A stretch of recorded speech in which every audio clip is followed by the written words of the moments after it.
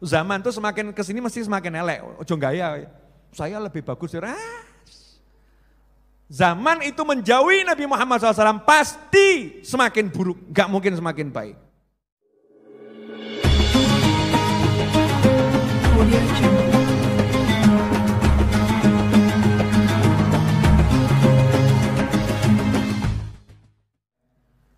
Innamal a'malu binniyat. Jadi kalau kita ini mau dapat pahala besar, kuncinya di mana? Niat. Kenapa? Karena Nabi sudah bersabda SAW, apapun amal soleh, ya, apapun amal soleh, sah tidak sahnya, besar dan kecilnya pahala tergantung dari niatnya. Apapun amal soleh. Kalau amal salah, jangan dibahas niat. Ada amal soleh, ada amal salah. Jadi kalau amal salah itu niatnya jangan dibahas. Tidak ada pembahasan niat dalam bab amal salah. Pembahasan niat itu dalam amal soleh. Jadi jangan pernah berkata begini, Habib, untuk menghindari zina. Ya, untuk menghindari zina, maka saya berniat menghindari zina dengan cara onani. Masya Allah. Itu bukan menghindari zina, itu sudah berzina. Namanya zina tangan, dosa juga. Jangan kamu kira kemudian jadi halal.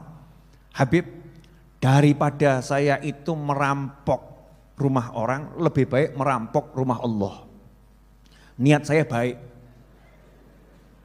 Kan harta di masjid itu barokah.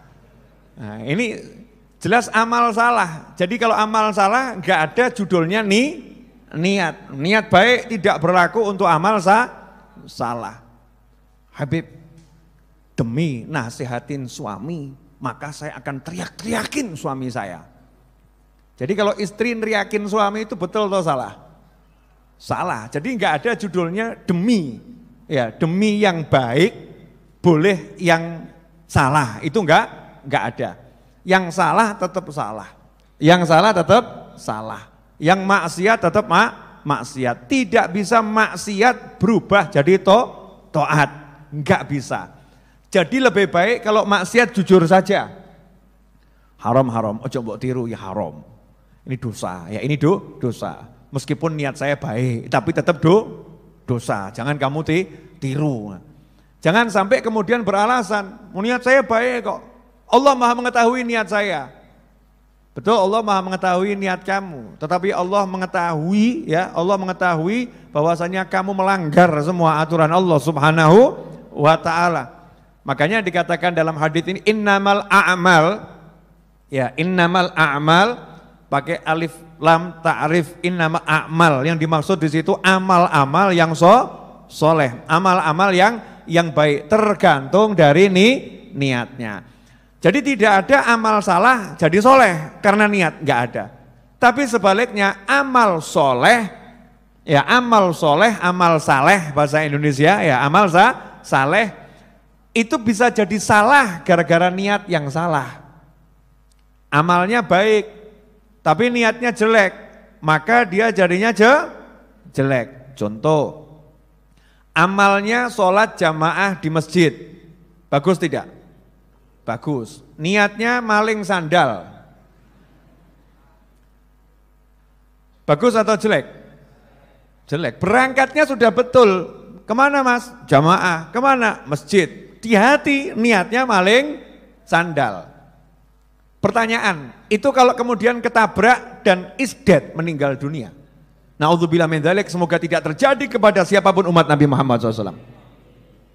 Ya, kalau terjadi seperti itu, kira-kira meninggalnya husnul khotimah atau su'ul khotimah? Jawabannya adalah bukan, meninggal dalam perjalanan ke masjid, luar biasa. Meninggal dalam perjalanan mau sholat isya berjamaah, luar biasa. Loh, manusianya kitanya yang lihat betul, karena kita nggak bisa meneliti niat orang lain. Kita nggak bisa meneliti hatinya orang, nggak boleh kita teliti hatinya orang. Belum tentu loh itu niatnya baik ke masjid, belum tentu, salah kamu, nggak boleh. Ini untuk diri kita sendiri, ngukur diri kita. Kalau untuk orang lain berangkat ke masjid, kita akan katakan alhamdulillah sekarang udah mulai jamaah ke masjid. Iya, walaupun mungkin kemarin-kemarin dia itu jamaahnya nggak di masjid. Jamaahnya di tempat-tempat yang nggak benar, maksudnya kumpul yang nggak benar, berbuat yang nggak benar. Hari itu kok pergi jamaah ke masjid, kita lihat, maka kita harus katakan alhamdulillah. Hati nggak boleh diteliti. Yang boleh meneliti hati hanya yang punya hati, yaitu Allah Subhanahu wa taala dan diri kita sendiri. Enggak boleh. Makanya kalau ada orang berangkat ke masjid meninggal dunia, kita cuma punya satu sikap, prasangka baik. Oh, fulan alhamdulillah meninggalnya pas lagi wudhu di masjid. Tapi kan malaikat juga paham. Malaikat paham. Wah, ini dielu-elukan orang, disolatkan orang banyak, didoakan orang banyak. Malaikatnya ngakak. Ngakaknya bagaimana? Manusia-manusia itu baik-baik semua, dapat pahala semua itu. Itu dapat pahala baik semua. Tapi orang ini bukan niat mau sholat ke masjid, niatnya mau maling, niatnya mau mencuri. Innamal a'malu binniyat. Maka dia dapat balasan sesuai niatnya, bukan sesuai kondisi yang dilihat manusia. Makanya ada satu kisah, dua orang kakak beradik itu ya, yang satu ahli ibadah di lantai atas, yang satu ahli maksiat di lantai bawah. Tinggal satu atap, beda konsep. Yang atas konsepnya konsep langit, yang bawah konsepnya konsep dunia. Pokoknya maksiat terus yang bawah, yang atas langit terus ibadah. Suatu hari yang di atas ini dapat bisikan dari setan. Dah, kamu sholatnya udah kebanyakan, ngajinya udah kebanyakan, zikirnya udah kebanyakan, ibadahnya udah kebanyakan. Sesekali maksiat gak apa-apa. Berapa tuh paling dosanya maksiat? Hitung-hitung palingan cuman kecil dosanya, akan dilalap sama pahalamu.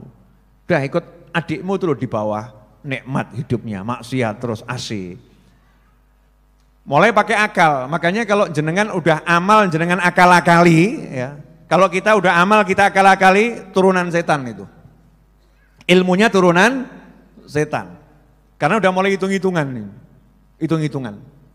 Subhanallah, yang di bawah si adik dapat bisikan malaikat. Mbok ditiru kakaknya itu. Kamu tuh udah maksiat puluhan tahun. Minimal tuh mati ini mati toat gitu loh. Meninggalnya yang husnul khotimah. Ya, tiru kakakmu, udah puas toh kamu maksiat, sekarang tobat, udah ke atas ikut kakakmu ibadah. Akhirnya si adik ngikuti hatinya, ya saya tak ke atas, saya mau ikut kakak saya ibadah. Hasilnya si adik naik ke atas, si kakak turun ke bawah. Di tengah-tengah jalan alias di tangga kepleset bareng. Si kakak gelundung, si adik nyosop gitu ya. Jatuh bareng-bareng. Hasilnya apa? Malaikat Israel kebetulan tugasnya di tempat yang sama, lokasi yang sama, dua manusia berbeda, kakak adik. Detik itu juga malaikat Israel mencabut nyawa keduanya. Hasilnya si kakak mendapat siksa, si adik masuk dalam kelompok orang yang taat. Kenapa? Innamal a'malu binniyat. Berarti niat itu medeni atau gak medeni? Medeni. Makanya ojo niat elek wis toh. Meskipun aku jelek, wujudku jelek, niat baik. Mau kemana? Sholat. Niat sholat tenan, perkara nanti di masjid maling ojo niat. Tergoda ya. Pokoknya saya mau niat ibadah ke masjid, semoga-moga aku untuk hidayah. Maling wis ojo. Mau ibadah. Tekan masjid kok kegodan setan ya. Ya itu urusan lain. Tapi perjuangannya itu loh ya, pasang niat yang baik. Niat yang baik. Makanya banyak orang-orang tuh yang zahirnya buruk, ujung-ujungnya baik. Karena niatnya nggak pernah jelek. Hatinya selalu punya niat yang baik. Tapi niat yang baik tidak bisa merubah perbuatan yang haram menjadi halal. Paham ya? Tapi perbuatan yang halal bisa jadi dosa karena niat yang jelek. Seperti misalnya tadi itu, sholat berjamaah niatnya pamer, nyombongkan diri. Wah, kulo, sholat jamaah di masjid terus, nggak kayak kamu. Hatinya seperti itu, sambil lewat di jalan tuh ngasih salam sama assalamualaikum, zahirnya assalamualaikum, tapi hatinya tonton kilo ahli masjid, orang kayak awamu. Lihat nih saya ahli pengajian, gak seperti kamu, hidup cuman drama Korea saja tuh. Walaupun memang betul perbuatannya dia itu baik, tapi niatan merendahkan orang lain dengan amal soleh, merendahkan orang lain dengan taat, itu namanya sombong. Sombong itu tidak boleh, nggak bisa kesombongan merubah yang sombong ini jadi halal ya. Gara-gara perbuatannya taat. Taat diisi niat sombong itu dosa kuadrat. Orang sombong pakai duit itu masih nggak seberapa. Sombong pakai sholat ngeri ya. Sombong pakai zikir ngeri ya. Merendahkan orang lain. Nah itulah penyakitnya iblis. Iblis itu sombong kepada Nabi Adam alaihissalam karena apa? Pamer taat. Saya udah ngabdi sama Allah ribuan tahun. Kamu baru lahir kemarin saja kok ya. Saya suruh sujud sama kamu. Sombong dengan taatnya, sombong dengan ibadahnya, sombong dengan bentuk tubuhnya, maka Allah laknat selama-lamanya. Naudzubillah min dzalik. Sampai di sini jelas? Ya, ini refreshing dulu ya, biar fresh. Pemirsa yang mungkin ngebatin, Habib katanya kan waktu itu 1 bulan lagi Habib mau ceramah bahasa Inggris. Kroso aku mau batin kroso. Ya, terasa. Nah, ceramahnya saya undur bahasa Inggris insya Allah Jumat depan. Saya beri kesempatan buat jenengan untuk belajar dulu. Nanti tiwas saya ceramah jenengan gak mudeng kan ya. Itu kan rugi saya ngomongnya. Maksudnya aku gung sempat belajar ya. 1 bulan ini saya belum sempat belajar bahasa Inggris. Belum sempat belajar bahasa Inggris. Insya Allah mulai malam ini nanti kalau sempat malam ini saya akan mulai belajar bahasa Inggris. Jumat depan saya mau ceramah bahasa Inggris. Silahkan tertawakan saya. One people, Habib ora one bib one. Misalnya ono sing keliru ngomong aku guyonono gak apa-apa. Tapi Jumat depan. Setuju kawan-kawan? Iya, biar agak meriah. Ya, insya Allah. Ya, insya Allah Jumat depan saya akan ceramah bahasa Inggris. Durasi rahasia. Kalau saya ceramah bahasa Inggris 1 jam nanti kan jenengan tambah bingung. Lu ngada kayak bahasa gak jelas. Wah, saya disalahkan, betul? Ceramahnya terlampau sedikit nanti saya dibegitukan. Alah, ngono kabeh ya iso. Gitu kan ya. Durasi pokoknya lihat saja nanti. Saya juga enggak tahu berapa lama ya. Enggak tahu. Insya Allah. Boleh dilanjut? Cukup jelas semuanya? Bu? Nanya ya Bu, Ibu, pernah enggak bentak suami?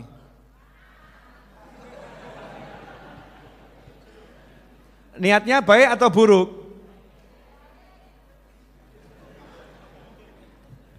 Jadi enggak ada judulnya kurang ajar diniati baik, enggak ada. Enggak ada, jadi semua itu harus sesuai SOP, syariat. Ya. Bagaimana syariat berkata, halal itu jelas, haram itu jelas. Tapi sesuatu yang halal bisa jadi dosa karena niat. Ikhwani rahimakumullah. Terus hadis niat itu kandungannya apa toh? Kandungannya sangat banyak. Yang pengen saya tekankan, yang pertama niat itu pembeda antara ibadah sama bukan ibadah. Pembeda. Dengan niat maka membasuh wajah itu beda dengan mencuci wajah. Membasuh wajah dalam wudhu beda dengan mencuci wajah. Makanya ketika di Majlis Ar-Raudhah dan negara kita lagi menerapkan standar COVID, ya standar bagaimana penerapan kesehatannya itu seperti apa, maka di Majlis Ar-Raudhah tidak menggunakan istilah, saya tidak mengajak Anda semua menggunakan istilah cuci tangan. Karena kalau saya katakan masuk, cuci tangan, maka Anda tidak akan dapat pahala. Tidak akan dapat pahala. Dapatnya apa? Ya baik, bagus cuci tangan. Tapi saya ajak untuk berniat yang benar. Niat yang benar bagaimana? Masuk Majlis Ar-Raudhah, tajdidul wudu, perbarui wudu. Wudu itu ada sunnahnya nomor 1 cuci tangan. Nah ketika cuci tangan maka pakai sabun. Kemudian yang kedua nggak usah pakai sabun. Dengan begitu maka dapat pahala wudu, bukan sekedar cuci tangan. Maka orang akan mengatakan di Majelis Ar-Raudhah bukan sekedar cuci tangan, tapi ada cuci tangan, cuci wajah, cuci telinga, cuci rambut, cuci kaki, cuci mulut, cuci hidung dan lain sebagainya. Bersih, masuk masjid, masuk musola, masuk majelis lebih dari yang diminta. Melakukan lebih dari yang diminta. Kenapa? Karena syariatnya Nabi Muhammad SAW is perfect, sempurna. Gak setengah, sempurna. Semua terpenuhi. Lah itulah bedanya niat sama gak niat. Kalau Anda masuk kemudian cuci tangan, cuci wajah, tangan dan kaki, gak niat wudu, ya basuh kepala gak niat wudu, tapi niatnya cuma memercikkan air, mengalirkan air, namanya bukan wudu, maka tidak dapat pahala ibadah. Ada orang diet, dari mulai azan subuh sampai azan maghrib gak makan, gak minum, gak masukkan apapun ke dalam mulut, ya tenggorokan, perut, tidak melakukan sesuatu yang membatalkan puasa. Tapi dia gak niat puasa. Ditanya, kenapa kamu kok gak makan, gak minum? Diet. Dapat pahala enggak? Enggak. Namanya diet, bukan puasa. Yang membedakan diet dengan puasa adalah niat. Dengan niat maka adat menjadi ibadat. Dengan niat, adat menjadi ibadat. Kebiasaan menjadi sesuatu yang bernilai ibadah. Syaratnya apa? Niat, itu yang pertama. Yang kedua, niat itu merupakan penentu sah tidak sahnya sebuah amal. Sholat itu kalau nggak pakai niat nggak sah. Namanya sholat itu rukunnya adalah niat. Niat ketika takbiratul ihram. Kalau enggak pakai niat sholat, maka namanya bukan sholat, enggak sah. Maka puasa, sholat itu membutuhkan niat. Sah atau enggak sahnya tergantung dari niat. Makanya ilmu niat adalah ilmu yang sangat penting. Ketiga, tolok ukur diterima atau ditolaknya sebuah amal. Amal ini ditolak atau diterima ya, dilihat niatnya. Amalnya udah benar sholat, amalnya udah benar sedekah, amalnya udah benar zikrullah, amalnya udah benar membantu orang. Ditolak sama Allah atau diterima tergantung niat. Kalau niatnya itu baik diterima sama Allah Ta'ala. Kalau niatnya buruk ditolak oleh Allah Subhanahu wa Ta'ala. Contohnya begini, ngasih hadiah kepada presiden. Bagus atau enggak bagus? Bagus ya. Kira-kira kalau Anda mau ngasih hadiah ke presiden, langsung diterima atau ada urutan keamanannya? Urutan, betul kan ya? Oh, pos pertama dicek dulu sama siapa, hadiahnya apa. Betul? Kalau bungkusnya bagusnya luar biasa. Peti terbuat dari kayu jati yang bagus, diukir bagus. Kira-kira menarik atau enggak menarik? Menarik. Dibawa ini ke pos pertama. Ya pos pertama, misal ada berapa pos untuk sampai nanti kepada bagian yang menyerahkan hadiah untuk presiden suatu negara. Pos pertama, dicek sama pos pertama, bagus luarnya. Pos pertama tidak punya wewenang untuk buka isi. Yang punya wewenang buka isi adalah pos kedua. Sampai di pos kedua dibuka, ternyata isinya bangkai kucing dan bangkai babi. Saya mau nanya, diterima atau ditolak? Terus yang ngirimi hadiah kira-kira dibiarkan atau ditangkap? Pasalnya apa? Penghinaan kepada presiden. Betul? Tidak bisa ngomong, oh ini bagus, kayu jati, lanjerone apa? Isinya apa? Makanya dikatakan tidak sampai kepada Allah dagingnya. Ya, gajinya enggak sampai, tapi yang sampai apa? Yang sampai adalah niatnya. Niatnya apa itu? Karena itu ya ikhwani rahimakumullah, kalau orang itu mau diterima amalnya, lihat isinya. Kadang bungkusnya biasa-biasa saja, baik, tapi biasa-biasa saja, standar dibungkus kotak, bagus toh? Bagus, biasa bungkusnya. Tapi ternyata isinya berlian. Maka begitu dibuka sama yang nerima isinya berlian, ditanya siapa yang ngirim ini? yang ngirim fulan, dipanggil, diajak masuk ke dalam rumah, dimuliakan.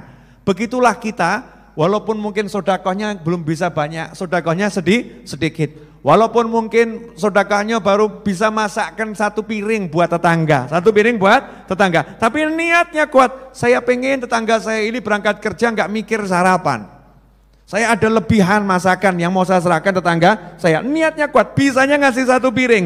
Dia masak yang baik, serahkan tetangga. Allah lihat niatnya itu. Mungkin orang lain bisa ngasih yang lebih nikmat, lebih mahal, ya lebih lezat, ya lebih lengkap. Tetapi Allah lihat yang satu ini kalau punya dia akan kasih yang lengkap. Lah punyanya cuman itu, niatnya luar biasa. Allah lihat niatnya. Diterima atau ditolak itu tergantung niat. Karena itu kita hati-hati sama amal kita. Jangan sampai capek-capek ternyata nanti ujung-ujungnya ditolak semua. Tolak. Nanti saya mau kasih rahasia sesuatu nanti di belakang ya. Tolak. Akhirnya apa? Rugi, capek, lelah, gak dapat apa-apa. Ikhwani rahimakumullah, karena itu orang-orang soleh terdahulu sangat menjaga niatnya. Dicek hatinya. Mau apa ini? Mau apa? Saya belajar dan saya belajar praktek. Jadi kalau mau pergi keluar kota misalnya, pergi keluar kota atau gini, waktu saya mau disuruh bimbing haji plus, pertanyaan buat antum semua, ini untuk belajar ya. Kalau antum diminta menjadi pembimbing haji plus, senang atau enggak senang?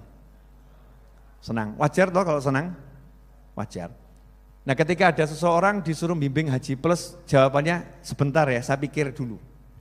Padahal baru haji 1 kali yang wajib.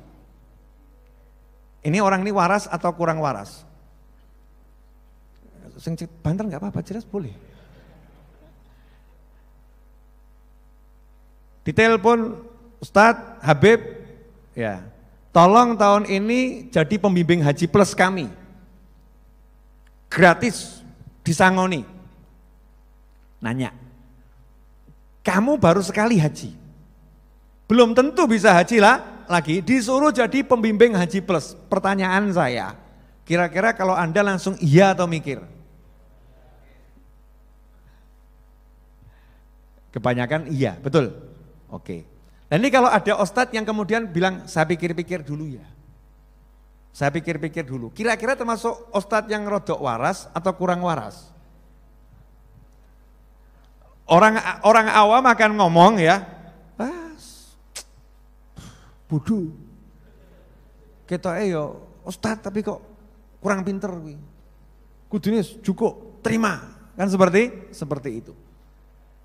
Tapi saya diajari sama guru-guru saya, sama orang tua saya, mau amal harus punya niat.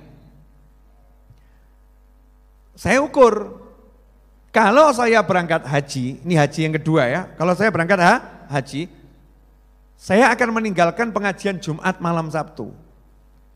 Pengajian Jumat malam Sabtu. Orang-orang dari desa, dari luar kota, dari dalam kota, ninggalkan rumahnya, pengen belajar bareng sama saya, kok saya tinggal pergi ke Mekah? Nah Tuhan saya di mana emangnya? Kalau saya cari ridhonya Allah Ta'ala, saya duduk di sini, saya dapat ridhonya Allah Ta'ala. Kalau saya cari haji, saya duduk di sini dapat haji. Kalau saya cari umroh, saya duduk di sini dapat umroh. Kenapa? Yang ngasih adalah Allah Subhanahu wa Ta'ala. Yang wajib udah dituntaskan, betul kan ya? Ini urusannya bukan urusan wajib. Sebulan ditelepon lagi, Ustadz bisa enggak? Mau tidak? Sebentar, ini perintahnya belum turun. Saya belum dapat niat. Cari niat 1 bulan enggak dapat. Alasan, aku ya pengen mangkat gaji, masuk gak pengen. Cari-cari alasan. Alasannya begini, dibantah sama hati saya, bleng. Alasannya begini, dibantah sama hati saya, bleng. 4 bulan kemudian, udah yang nelpon mungkin sudah lelah telepon. WA, Ustadz gimana? Jadi ikut tidak? Kesannya kok Habib pikir sombong men ngono ya. Yang lain ditawari, siap. yang lain pengen, ini kok dikasih, kok tambah sebentar nanti dulu, sebentar nanti dulu. Nah kebetulan saya nyopir, saya ini kan pekerjaan tetap sopir. Saya nyopir ke Tulungagung, mau ceramah di Tulungagung saya nyopir, samping saya Mas Wahid, di belakang ada teman-teman. Dan biasa kalau saya nyopir yang lain alhamdulillah rajin tidur. Jawabannya daripada melek pusing lebih baik merem kan gitu. Kalau melek nanti pusing gitu, lebih baik merem tidur, nyopir saya. Begitu lewat Trenggalek, turun Trenggalek menuju Tulungagung, saya disadarkan sama Allah Ta'ala, mak gelek. Ya Allah, ayah saya almarhum kan belum sempat berangkat haji sudah meninggal. Belum berangkat haji sudah meninggal. Berarti ayah saya belum berangkat haji. Kalau saya anak yang bekti, saya akan hajikan orang tua saya. Saya bisa suruhan orang untuk hajikan orang tua saya. Tapi kalau ada kesempatan saya bisa berangkat sendiri, kenapa saya nyuruh orang lain? Berarti kurang pas nanti. Inilah niatnya. Ini niat yang sangat kuat buat saya untuk sementara waktu pergi meninggalkan Majelis Ar-Raudhah. Langsung nyetir itu ya saya telepon.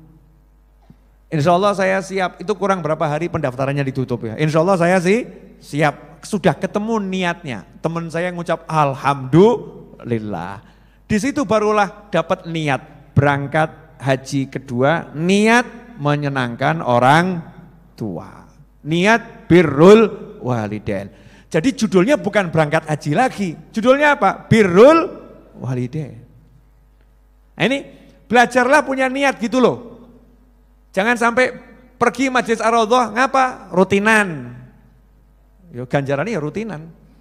Malaikat terus apal absen masuk, yes rutinan gitu. Buatlah malaikat kaget-kaget, buatlah malaikat heran, buatlah malaikat rebutan, buatlah malaikat bingung nyatet piye iki, bingung nyatet ganjarannya. Cari niat yang besar.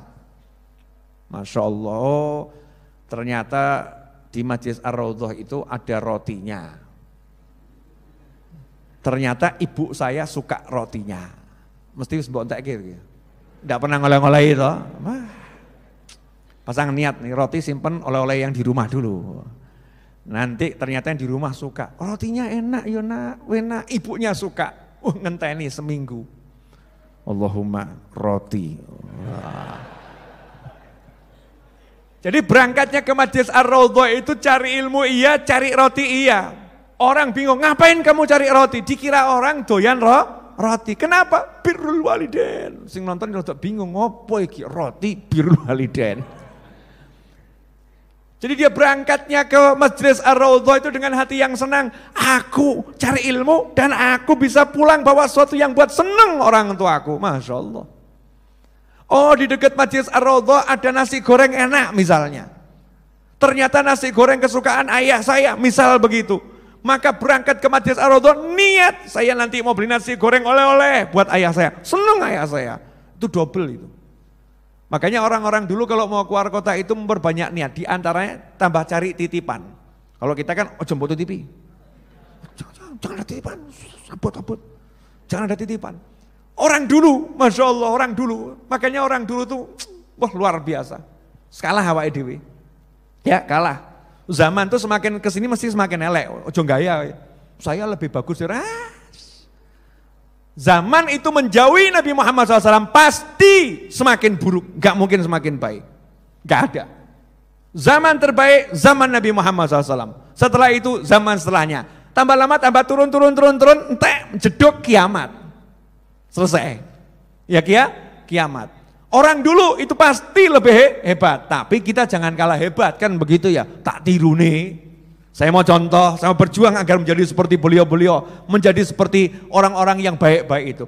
Orang dulu itu kalau mau pergi keluar kota, misalnya, kok mau pergi ke Bandung, mau pergi ke Surabaya, mau pergi ke Kalimantan, mau pergi Banjarmasin misalnya ya, mau pergi ke Lampung. Kok tahu di Lampung ada keponakannya? Ada anaknya Bude, ada anak dulurnya ya, ada sepupu, oh anaknya Bude ada di sana, anaknya Pak D ada di sana. Itu sebelum berangkat tambah marani Pak D Budenya, niat nyeneng no hati. Saya insya Allah 2 hari lagi mau berangkat ke Lampung. Bude, mau ada yang dititipkan? Tidak. Itu kelihatannya anaknya Bude itu doyan sambel, buatannya Bude. Sambel pecel lah. Bude mau buat sambel pecel enggak? Saya bawakan. Jadi berangkat ke Lampung tuh niatnya udah lain lagi. Bukan niat cuma satu, niat apa yang jadi tujuannya. Ternyata niat menyenangkan budenya, niat menyenangkan nak dulurnya. Dan cari niat yang lain. Itu orang yang berangkat mengagetkan malaikat. Tugas kantor biasa. Kemana mas tugas kantor? Kan enggak enak. Kemana mas? Nyeneng nak dulur. Makanya orang dulu tuh kalau keluar dari rumah tuh kalimatnya indah. Orang dulu loh ya, orang dulu. Kemana mas? Nyenengno anak bojo. Ya kan, nyenengno anak bojo. Menyenangkan anak istri. Itu orang dulu, niatnya begitu nyenengno. Kemana mas? Ya cari sesuatu yang bisa dibawa pulang buat anak sama istri. Orang sekarang enggak. Nanti mas, golek duit mumet. Lain gitu, semangatnya itu beda. Karena apa? Niat. Makanya niat di dalam hati ini membuat sesuatu amal jadi luar biasa, biasa-biasa, atau bahkan ditolak. Makanya kita perbaiki niat kita. Ikhwani rahimakumullah. Nah, tapi ada satu yang mau saya jelaskan malam hari ini, mudah-mudahan ya bisa tuntas. Saya bicara sudah 30 menit, jenengan kroso enggak kroso, wallahu a'lam ya. Tapi saya bicara sudah 30 menit, sebelum dilanjutkan, monggo kopinya diunjuk yang masih. Ya, yang sudah habis ya alhamdulillah, berarti doyan.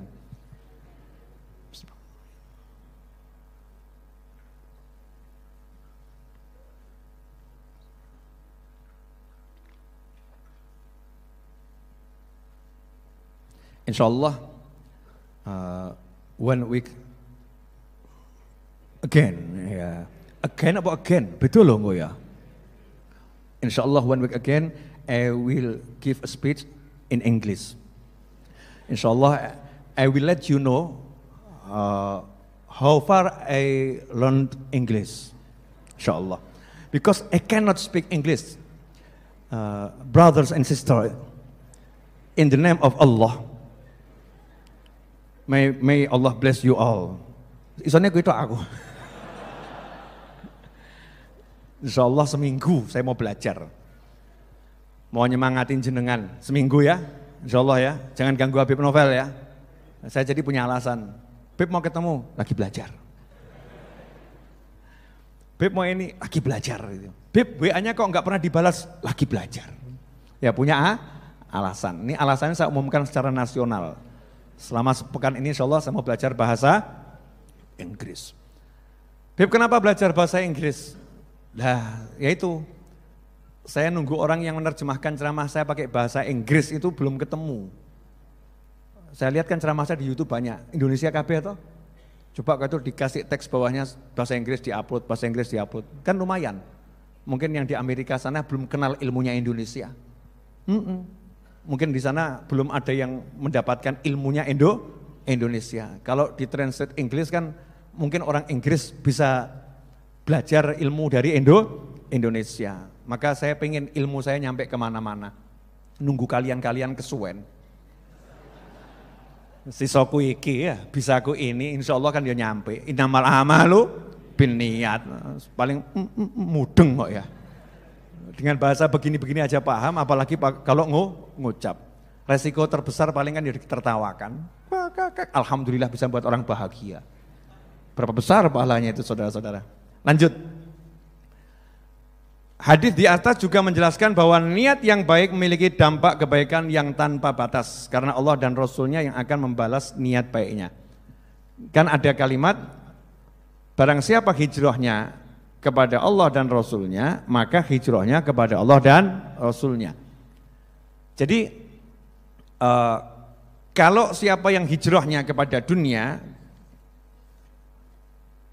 faman kanat hijratu ilallah wa rasulih fa hijratuhu ilallah wa rasulih wa man kanat hijratu lidunya yusibuha aw imra'atin yankihuha fa hijratuhu ila ma hajara ilaih. Saking buruknya niat untuk dunia, dan niat untuk wanita, saking buruknya. Makanya tidak disebut berulang. Faman kanat hijratuhu lidunya yusibuha, wa man kanat hijratuhu lidunya yusibuha, awim mura'atin yankihuha. Siapa yang hijrahnya untuk dunia yang dia cari, dia kejar, atau wanita yang pengen dia nikahi, fa hijratuhu, maka hijrahnya ila ma hajra ilaih, untuk yang dia niatkan tadi. Tapi kalau untuk Allah dan Rasulnya bagaimana kalimatnya? Faman kanat hijratuhu ilallahi wa rasulih, siapa yang hijrahnya untuk Allah dan Rasulnya, fa hijratuhu ilallahi wa rasulih, maka hijrahnya untuk Allah dan Rasulnya. Hijrahnya untuk Allah dan Rasulnya disebut lagi untuk Allah dan Rasulnya. Hijrahnya untuk dunia atau wanita enggak disebut, maka mendapatkan dunia dan wanita enggak disebut. Kenapa? Saking jeleknya niat. Karena niatnya jelek sampai enggak disebut oleh Nabi Muhammad SAW, enggak disebut. Tapi begitu niatnya untuk Allah dan Rasulnya, fa hijratuhu ilallahi wa rasulih. Nah, kalimat hijrahnya untuk Allah dan Rasulnya artinya yang ngasih balasan Allah dan Rasulnya. Nah, kalau yang ngasih balasan Allah dan Rasulnya berarti unlimited, enggak ada batasnya. Enggak ada batasnya. Besar, luas. Karena itu kalau kita lihat kisah Ashabul Kahfi. Ya, Ashabul Kahfi itu di dalam surat Al-Kahfi ayat 10 dikatakan di situ, awal fityatu ilal kahfi faqalu rabbana atina min ladunka rahmatan wa hayyi' lana min amrina rasyada. Ingatlah tatkala para pemuda itu mencari tempat berlindung ke dalam gua, lalu mereka berkata, wahai Tuhan kami, berikanlah rahmat kepada kami dari sisimu dan sempurnakanlah bagi kami petunjuk yang lurus dalam urusan kami ini. Ashabul Kahfi merupakan sekelompok pemuda beriman yang hidup di tengah masyarakat penyembah berhala dengan seorang raja yang zalim. Beberapa ratus tahun sebelum diutusnya Nabi Isa alaihissalam, sang raja marah dan memaksa mereka untuk mengikuti kepercayaannya. Ashabul Kahfi menolak perintah itu dan berhijrah menjauhi dari sang raja. Mereka pun bersembunyi di sebuah gua dengan niatan kuat agar raja dan rezimnya yang zalim itu dirubah oleh Allah menjadi raja yang taat kepada Allah. Ya, menjadi raja yang taat kepada Allah. Allah pun menidurkan mereka selama 309 tahun dan membangunkan mereka tepat di saat-saat raja dan rezimnya telah berubah menjadi pemerintahan yang islami dan raja yang bijak. Ikhwani rahimakumullah, perhatikan. Sekelompok pemuda, jumlahnya khilaf. Ya, jumlahnya khilaf. Pemuda, bukan nabi, bukan rasul, pemuda. Orang yang punya iman sama Allah dan Rasulnya. Lihat ada suatu raja yang zalim. Lihat raja yang zalim. Maka karena enggak mampu merubah, pergi sekelompok pemuda ini. Dikejar, maka sembunyi di gua. Minta sama Allah Ta'ala, ya Allah, ya, tolong dirubah jadi raja yang baik, pemerintahan yang baik. Niat, pengen tapi enggak bisa, maka dibuktikan dengan bergerak pergi menjauhi. Itu namanya niat, ada upaya. Hasilnya di luar akal manusia. Ternyata hasilnya itu pemerintahannya dirubah tanpa pemuda ini berbuat apa-apa. Paham maksudnya enggak? Rumah ono sih, kalau enggak paham enggak, eman-eman aku ngomong. Bu. Wah, ini ada Habib Muhammad di samping ini, apalagi lagi pakai masker seperti ini. Habib Muhammad bukan nih? Oh ya, Habib Muhammad, alhamdulillah. Iya, karena pakai masker kan saya enggak begitu dong, takut ngira beliau ternyata nanti kalau kembarannya kan insyaallah. Khair, Bib. Ada ilmu baru, Bib. Walaupun sudah lama. Pas antum datang tadi. 309 tahun Ashabul Kahfi itu kira-kira nyusun pasukan enggak? Ashabul Kahfi tidur 309 tahun nyusun pasukan enggak? Enggak. Ashabul Kahfi tidur 309 tahun ceramah enggak? Enggak. Ashabul Kahfi tidur 309 tahun tiap hari doa enggak? Enggak. Enggak kan? Tapi ketika tidak tidur nunjukkan niatnya. Niat itu harus ada perbuatan. Kalau enggak ada perbuatan namanya bukan niat, namanya melamun. Maka Ashabul Kahfi pengen ini pemerintahan berubah jadi baik, pengen rajanya berubah jadi baik, ya pengen. Minta sama Allah sebelum tidur tuh minta. Berdoa sama Allah Subhanahu wa Ta'ala. Dengan kalimat yang tadi sudah kita bacakan di dalam Al-Quran surat Al-Kahfi ayat 10. Rabbana atina min ladunka rahmatan wa hayyi' lana min amrina rasyada. Ya Allah, berilah kami rahmat dari sisimu dan sempurnakanlah bagi kami petunjuk yang lurus dalam urusan kami ini. Minta sama Allah Ta'ala. Hasilnya apa? Tidur 309 tahun tidak boleh melihat yang tidak enak. Tidak boleh melihat yang tidak enak. Tidurnya dibuat nyenyak. Nikmatnya luar biasa, bangun-bangun badannya segernya luar biasa, merasa tidurnya baru sebentar saja. Saya mau nanya sama jenengan semua, kalau Anda tidur 2 hari, kira-kira bangun rasanya badan enak atau tambah enggak enak? Tambah tidak enak, betul? Bangun wajahnya kelihatan seger atau semakin lungset? Semakin enggak enak dilihat wajahnya, betul kan ya? Kelamaan tidur. Lah kalau kita ditidurkan 309 tahun, kita tidur 309 tahun, bangun itu seharusnya bisa jalan atau lumpuh?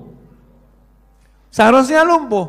Tapi Ashabul Kahfi bangun seger jalan bahkan langsung ke pasar. Berangkat cari makan.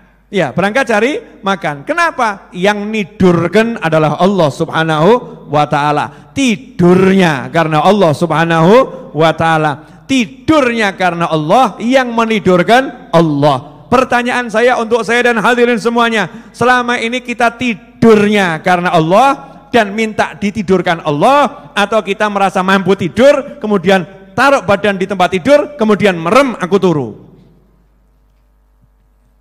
Yang mana? Suruh baca doa saja nggak dibaca. Bismika Allahumma ahya wa bismika amut. Bib, rawani bib, takut. Lah kenapa? Lah itu kalimatnya, dengan namamu ya Allah aku hidup, dan dengan namamu aku akan mati. Engkau nak bablas piye bib? Enggak jadi dibaca doanya bib. Di anu aja ya, bismika Allahumma ahya, amute gak diwaca ya bib ya. Ya enggak iso. Dibaca. Artinya manusia itu enggak bisa hidup dan enggak bisa mati kecuali dengan izin Allah Subhanahu wa Ta'ala. Enggak bisa tidur dan enggak bisa melek kecuali dengan izin Allah Subhanahu wa Ta'ala. Ashabul Kahfi tidurnya dengan Allah, bangunnya dengan Allah, dan dibangunkan oleh Allah Subhanahu wa Ta'ala. Hasilnya apa? Kerajaan itu dirubah sama Allah Ta'ala jadi raja yang soleh, pemerintahan yang baik. Jadi melek itu melihat hasil niatnya. Melek melihat hasil niatnya. Cuman hasil niat itu ada yang melihat di alam barzah. Ashabul Kahfi melihat hasil niatnya masih hidup, gak ikut kerja. Karena itu kadang niat kita itu terwujud tanpa kita harus capek. Makanya jangan merasa apa yang mungkin.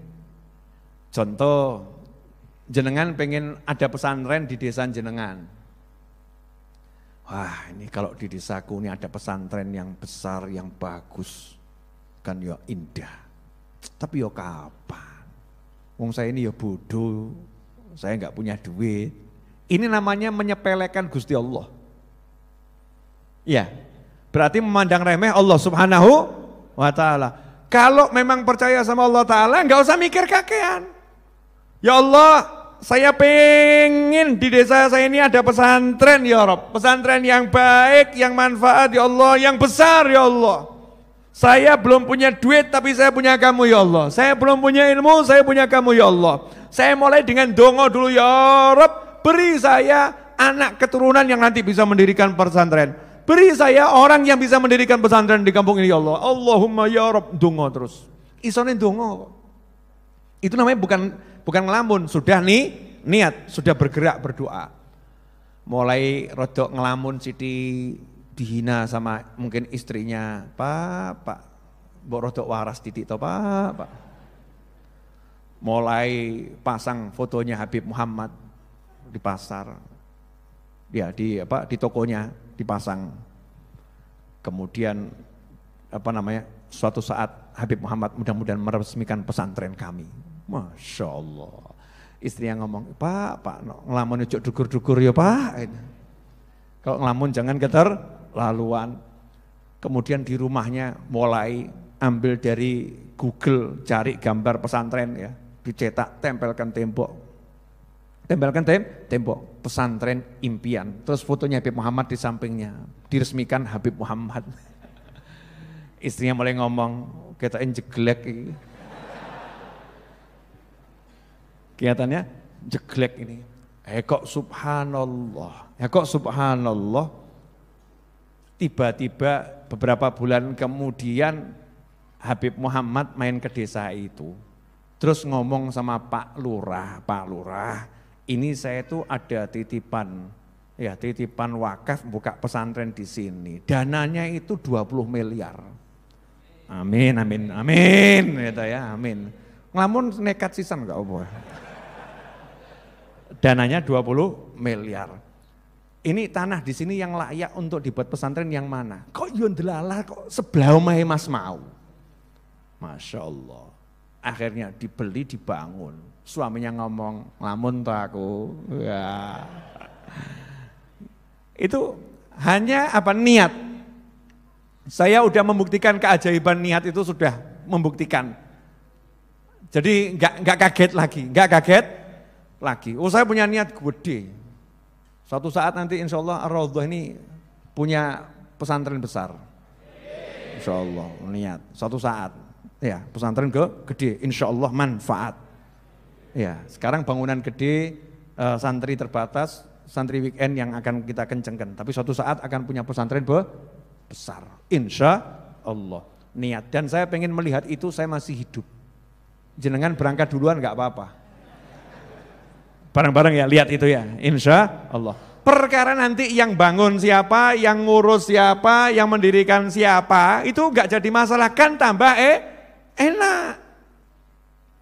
Semakin kita itu tidak bergerak, maksudnya enggak repot kan semakin bagus. Ashabul Kahfi tadi dapat pahala berubahnya satu kerajaan tanpa harus merubah kerajaan itu. Ganjarannya entuk bahkan diabadikan dalam Al-Quran. 309 tahun turu. Asik ya? Asik. Jadi nggak pakai repot, nggak pakai capek-capek, dah tidur. Allah ngomong, aku ada, biar aku yang urus, ya. Biar aku yang urus. Niatmu sudah kamu buktikan sesuai batas kemampuanmu. Selanjutnya aku yang bergerak, aku yang mengerjakan. Ikhwani rahimakumullah. Nah itulah kekuatan niat.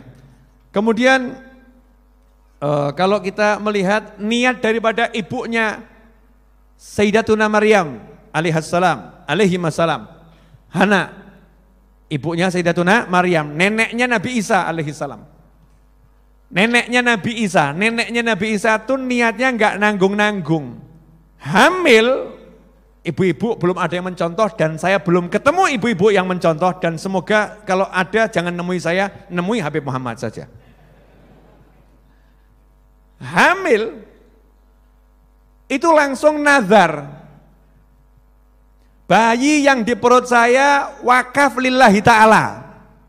Saya gugurkan semua kewajibannya, saya jadikan pelayan untuk rumah-rumahnya Allah Subhanahu wa taala, biar ngurus masjid. Biar ngurusi masjid, hidupnya biar ngabdi sama Allah, hidupnya biar jadi budaknya Allah, hidupnya biar ibadah. Niat anaknya biar seperti itu. Beda dengan bapak ibu zaman sekarang. Nah, kalau besar jadi dokter ya nak. Kalau besar jadi insinyur ya nak, kan bapak ibu udah capek cari duit nak. Besar nanti kamu yang bantu bapak ibu cari duit ya nak ya. Urusan ini dua duit. Kepala kita ini isinya duit. Ini neneknya Nabi Isa lain. Minta sama Allah Ta'ala, ya Allah anakku buat kamu, milikmu dan buat kamu. Saya tidak akan ambil hak saya. Hak saya lepaskan. Kewajibannya saya bebaskan. Masya Allah. Ibu-ibu zaman sekarang kan kebanyakan nuntut hak juga sama anaknya. Aku mbok mulu ya meteng sangang sasi. Aku ibumu 9 bulan aku mengandung, menyusui 2 tahun, derita yang kurasakan sekarang ini yang kau balas. Masya Allah. Kakek nuntut hak. Ya namanya anak ya jalankan kewajiban, tapi ya ibu ya cok ngunu-ngunu banget ngono loh ya. Jadi ibu itu seperti ibunya neneknya Nabi Isa alaihissalam, ibunya Siti Maryam alaihissalam. Apa yang terjadi? Lahir perempuan, gelo. Ya Allah kok wedok. Lah kalau perempuan kan ibadahnya nggak bisa maksimal, ngurusi masjidnya nggak bisa maksimal. Perempuan ada menstruasi, Apalagi zaman dulu, zaman-zaman Nabi terdahulu itu kalau perempuan menstruasi syariatnya beda, syariatnya lebih berat. Perempuan menstruasi nggak boleh keluar dan dibangunkan rumah khusus perempuan menstruasi, ditaruh di sana, dikunci, nggak boleh keluar. Jadi nggak bisa apa-apa. Kayak bisa ngurus masjid, apalagi masjid ya, ngurus yang lain aja nggak bisa. Nah, ini gimana nih ya Allah, nggak sempurna nih kalau seperti ini. Tapi karena niatnya kuat, Allah kasih cucunya Nabi. Manusia biasa lahir anak perempuan, dari anak perempuan itu lahir seorang Nabi tanpa seorang ayah, tanpa disentuh manusia. Makanya untuk menghormati Sayyidatuna Maryam alaihassalam, untuk menghormati Sayyidatuna Maryam alaihassalam, maka di Al-Quran nama Nabi yang disebut bersama ibunya hanya Nabi Isa alaihissalam. Isa bin Maryam, Isa bin Maryam, Isa bin Maryam. Gak ada misalnya Ismail bin Ibrahim, gak ada toh? Ismail bin Ibrahim, Ismail bin Ibrahim, ada gak? Gak ada. Yang ada cuma Isa bin Maryam. Untuk apa? Menghormati ibunya. Untuk mengenang ibunya, dan ibunya ini dari mana? Dari neneknya, dari neneknya. Sama Allah Ta'ala ditunjukkan, nih loh hasil niatmu. Kalau kamu nggak punya anak laki-laki, kamu punyanya anak perempuan, tapi niatmu kuat, ku jadikan cucumu laki-laki dan hebat. Gara-gara apa itu? Niat. Berarti niat itu ajaib atau nggak ajaib? Berani enggak berniat? Yakin? Niat sing ape. Jangan pulang dari sini, Bib, saya berani berniat, Bib. Apa? Rahasia, Bib. Mesti elek wi. Niat yang baik-baik. Ya, niat yang baik-baik. Itu kekuatan niat seperti itu. Nabi Isa alaihissalam itu hasil daripada niat seorang wanita yang pengen punya anak untuk Allah Subhanahu wa ta'ala. Kemudian Nabi Muhammad SAW. Nabi Muhammad tuh pengen semua orang masuk ke dalam agamanya Allah. Pengen semua orang itu masuk ke dalam surganya Allah Subhanahu wa ta'ala. Nah kalau kita bayangkan dari Mekah kok iso tekan Praci gitu. Nabi Muhammad SAW tuh pengen anak cucunya ini menyebarkan Islam ke seluruh penjuru dunia. Lah kok bisa dari Mekah, dari Madinah tekan Wonogiri ono putu Nabi. Ponorogo ono putu Nabi, Trenggalek ono putu Nabi, Amerika ada putu Nabi, India ada putu Nabi, Jepang ada putu Nabi, walaupun mampir. Ya kan, berapa bulan ganti gitu kan. Di mana-mana kok sampai ada itu. Karena apa? Karena kekuatan niatnya Nabi Muhammad sallallahu alaihi wasallam. Terakhir, ikhwani rahimakumullah, satu ingatan untuk semuanya, biar yakin sama Nabi Muhammad SAW. Ini himbauan saya untuk diri saya sendiri dan orang-orang yang mau mendengarkan, terhadap keturunan Nabi dan keturunan wali. Keturunan Nabi dan keturunan wali, prasangka yang baik. Prasangka yang baik. Jangan kamu lihat turunannya, lihat nabinya dan lihat walinya. Lihat nabinya dan lihat walinya. Dalam Al-Quran, baru neneknya Nabi Isa niatnya seperti itu dikasih Maryam alaihissalam dan dikasih Isa alaihissalam. Betul?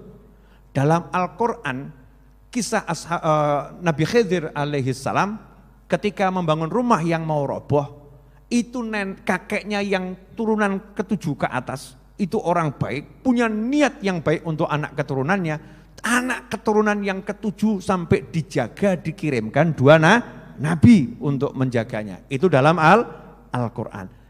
Nah kalau turunan orang-orang biasa dari umat Nabi yang terdahulu, bukan turunan Nabi, turunan Rasul, lantas bagaimana turunan Nabi dan turunan wali dari umat Nabi Muhammad SAW. Jadi yang prasangka baik sama semua turunan wali dan turunan Nabi. Nabi pasti punya niat yang besar untuk anak cucunya. Nabi Muhammad SAW pasti punya niat yang besar untuk anak cucunya. Kemudian wali-wali Allah itu donga niki mesti dientekke nggo anak putune. Untuk anak cucunya pasti doanya luar biasa. Maka prasangka yang baik terhadap semua keluarganya orang-orang soleh. Lupakan apa yang kamu lihat. Lupakan apa yang kamu lihat. Kalau perkara amar ma'ruf nahi mungkar itu berlaku pada siapapun jelas. Ya, berlaku pada siapapun jelas. Tapi jangan sampai hati kita rusak. Jangan sampai hati kita rusak. Harus hati kita prasangka baik yang sebesar-besarnya. Ikhwani rahimakumullah. Alhamdulillah sudah sampai pada jam 9. Kita new raudhah di new normal.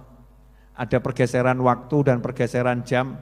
Memang rasanya baru kita mulai pengajian dan rasanya pengajian belum dimulai. Saya sendiri ini ngomong ya nanggung, ngomong aja belum kok sudah harus diakhiri. Saya ini merasa belum ngomong loh. Jenengan sudah dengar belum? Belum. Lah yang ngelamun berarti. Sing ngomong ngelamun, sing ngrungokno ngelamun. Ya ini hebat, sesama pelamun bisa duduk bareng gitu ya. Bu, alhamdulillah ya Bu ya. Ibu-ibu udah bisa ngaji lagi, antum semua bisa ngaji, saya bisa ngaji, disyukuri. Dengan cara tetap kita jaga jarak ya, sampai nanti sudah diizinkan senormal-normalnya lagi sama pemangku pemerintahan ya, yang punya wewenang. Dan juga sudah saya yakin ulama dan pemerintah itu selaras dan serasi. Pokoknya ikuti saja, ya ikuti saja. Bisa kok kita begini, ya begini kita bisa. Insya Allah berkah, insya Allah manfaat. Mau nanya boleh? Kalau kira-kira suatu saat raudhah bisa beli tanah lagi, mau doakan enggak? Masih ada beberapa tanah nih yang belum jadi milik raudhah. Doakan biar sama Allah dikasihkan raudhah. Enggak pakai repot, enggak pakai susah ya. Saya tuh pengen suatu saat nanti entah kapan ya. Ibu-ibu tuh kalau ngaji enggak naik ke atas, kesian. Yang naik ke atas tuh biar bapak-bapak saja. Betul ibu-ibu? Setuju ibu-ibu? Tuh, dongo. Iya, berdoalah. Saya itu pengen nanti suatu saat yang pinjem tempat ini untuk acara pernikahan itu bisa dapat tempat yang layak. Saya pengen nanti suatu saat insya Allah jenengan itu kalau parkir, tempat parkirnya semua di dalam wilayah area Ar-Raudhah, enggak numpang kemana-mana. Asik lah? Wah, Ar-Raudhah punya lahan parkir 4 lantai. Masya Allah. Ora kalah mbek kaya mall dul ya. Parkirnya di mana? Lantai 4. Wah, menyenangkan. Menyenangkan enggak itu? Oh iya, ini Habib bangun 4 lantai kenapa? Parkir. Kok parkirnya 4 lantai Habib? Loh, kan prinsipnya kan umat Islam tidak boleh mengganggu. Kalau bisa enggak mengganggu kan lebih bagus. Betul kan ya? Ya, pengen. Pasang niat dulu, pasang niat. Itu niat baik atau enggak baik? Ngelamun atau enggak ngelamun? Ngawur kamu. Nah, kalau itu sekedar ngomong namanya lamunan. Tapi kalau ngomong kemudian sudah mulai berdoa, ya sudah mulai ada konsepnya, mulai dibayangkan, ya dibayangkan bentuknya seperti apa, mulai dipersiapkan dananya. Makanya salah satu caranya saya jualan buku. Ini termasuk niat itu. Dengan buku harga cuma 100.000 mau membeli dan membangun mungkin bisa puluhan miliar. Enggak masuk akal, tetapi kan kita enggak urusan sama akal, urusan sama yang maha kuasa. Obah mamah, al-harokah barokah, mau gerak nanti berkah. Lakukan yang kamu bisa, Allah melakukan dia yang maha bisa. Catat ini, bagus buat status. Lakukan yang kamu bisa, Allah yang maha bisa akan melakukan yang dia bisa. Enak toh? Berarti apa? Ojo mikir, isomu apa lakonono. Terima kasih pemirsa dimanapun Anda berada yang pengen komentar untuk majelis malam hari ini, you can send a message to me, okay, at WhatsApp, and my number is 0x1228060. Lali aku. 60, 916. Wah. Nyicil. 0, 8, 1, 2, ya benar. 08122 8 8 0 6 0 9 1 6. Wah, pokoknya ngomong ngono wae. Wani ngomong ngono lho. Jadi orang kok niat gak wani, ngucap gak wani. Bib, saya semangat mau jualan. Jualan apa? Yang penting pokoknya berkah halal. Pagi ini saya goreng tempe, Bib. Terus ya saya jual, laku. Mboh, Bib. Nah, itu bagus, namanya sudah bergerak ya, sudah bergerak. Tidak apa-apa, itu nikmat dari Allah Ta'ala.